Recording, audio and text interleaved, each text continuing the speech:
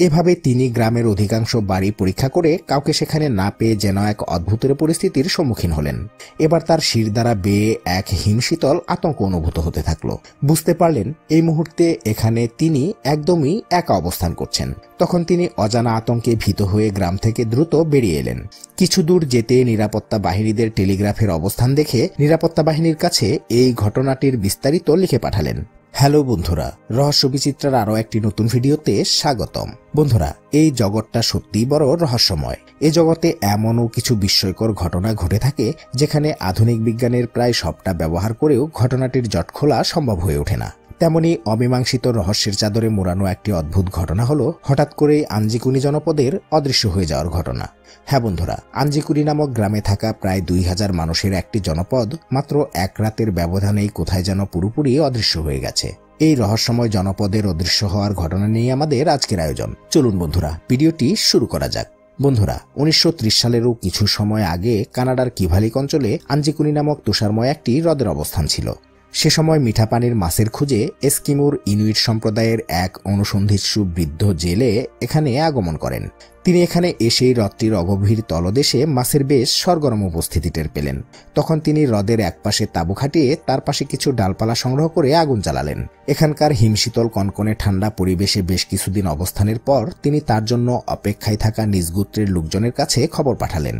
তার প্রতি গোত্রের সবার অগাধ ভরসা থাকায় বিনা বাক্যেই সবাই তল্পিতল্পা গুটিয়ে এখানে এসে উপস্থিত হল। ধীরে ধীরে গড়ে উঠল প্রায় 2000 লোকের এক বিশাল জনবসতি। এখানে আগমন করা মানুষেরা হ্রদের নামানুসারে তাদের নতুন স্থানের নামকরণও করল আঞ্জিকুনি গ্রাম নামে। মিঠা পানির হ্রদ থেকে মৎস্য আহরণ করে নানাভাবে তারা জীবিকা নির্বাহ করত।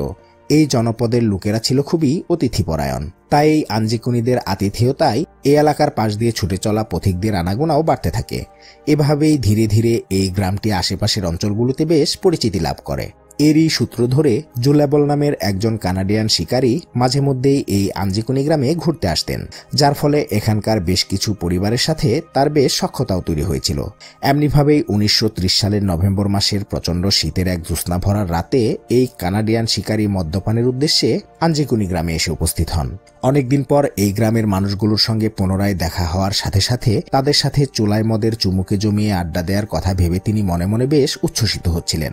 লেবল আগেরবার যখন এখানে এসেছিলেন তখন গ্রামে প্রবেশের পূর্বেই বেশ দূরে থেকেই এখানকার লোকজনের হৈহুল্লোড় শুনতে পেয়েছিলেন। কিন্তু এবার যেন পরিবেশটা একেবারে ভিন্ন। গ্রামটিতে পা রাখতেই গা ছমছমে পরিবেশে তাকে যেন এক অদ্ভুত নীরবতা ঘিরে ধরল। তার কাছে মনে হলো তিনি যেন ভুল করে অন্য কোনো গ্রামে চলে এসেছেন। কিন্তু পূর্ণিমার ঝলমলে আলোয় এখানে তার পরিচিত সবকিছুই তিনি পরিষ্কার দেখতে পাচ্ছেন। শুধু দেখা যাচ্ছে না চেনা জানা কোনো গ্রামবাসীদের। এ অবস্থায় তিনি ভাবলেন হয়তো রাত একটু গভীর হওয়ার জন্য সকলেই ঘুমিয়ে পড়েছে। তিনি তখন গ্রামের আরও ভেতরে প্রবেশ করলেন। গ্রামের ঠিক মাঝখানে পৌঁছেও তিনি দেখলেন যে এখানে কারোর কোনো সাড়া নেই। সর্বত্রই যেন বিরাজ করছে পিনপতন নীরবতা।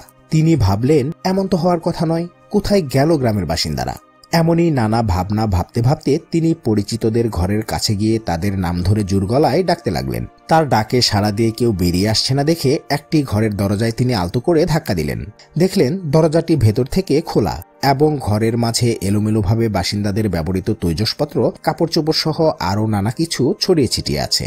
তাছাড়া চুলায় অর্ধসিদ্ধ খাবারের পাত্র চোখে পড়ল তার। ভাবলেন এ ঘরের সবাই হয়তো অন্য কোথাও বেড়াতে গিয়েছে।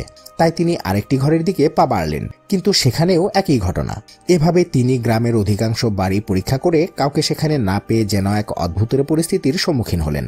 এবার তার শির দ্বারা বেয়ে এক হিমশীতল আতঙ্ক অনুভূত হতে থাকলো। বুঝতে পারলেন এই মুহূর্তে এখানে তিনি একদমই একা অবস্থান করছেন। তখন তিনি অজানা আতঙ্কে ভীত হয়ে গ্রাম থেকে দ্রুত বেরিয়ে এলেন। কিছু দূর যেতে নিরাপত্তা বাহিনীদের টেলিগ্রাফের অবস্থান দেখে নিরাপত্তা বাহিনীর কাছে এই ঘটনাটির বিস্তারিত লিখে পাঠালেন। পরদিন সেখানে নিরাপত্তা বাহিনীর একদল চৌকস সদস্য পৌঁছে পুরো এলাকা তন্নতন্ন করে খুঁজে দেখল, কিন্তু সেখানে তারা একজন জনমানবেরও দেখা পেল না। তবে যা পেল তা দেখে রীতিমতো তারা ঘাবড়ে গেল। তারা দেখল গ্রামের একপাশে সারি বাঁধা কবরগুলো ফাঁকা পড়ে আছে। দেখে মনে হচ্ছে কারা যেন কবর থেকে লাশগুলো তুলে নিয়ে গেছে। পথে পড়ে আছে গ্রামবাসীদের 7টি পোষা কুকুরের অর্ধমৃত নিথর দেহ। কুকুরগুলোকে দেখে মনে হচ্ছিল সেগুলো যেন ভয়ঙ্কর কোনো কিছুর সঙ্গে প্রাণপণ লড়াই করেছে। সেদিন পুলিশ ও গোয়েন্দা সংস্থার সদস্যরা এসেও এখানকার ঘটনার কোনো কিছুই আঁচ করতে পারেনি। এছাড়া আশেপাশের গ্রামবাসীরাও এ ব্যাপারে কিছুই বলতে পারেনি। তবে পাশের গ্রামের লোকেরা দাবি করেন কিছুদিন পূর্বে তারা আঞ্জিকুনি গ্রামের আকাশে এক ধরনের নীলাভ আলোর ঝলকানি দেখেছেন। লেবলের বর্ণনা শুনে নিরাপত্তা বাহিনীর সদস্যরা যেদিন সেখানে গিয়েছিল তারাও সেখানে জনশূন্য পরিত্যক্ত বসতি ও এলোমেলো নিত্য প্রয়োজনীয় তৈজসপত্র ছড়িয়ে থাকতে দেখেছিল। এমনকি ইনুইটদের ব্যবহৃত নলাকার বন্দুকও তারা খুঁজে পেয়েছিল।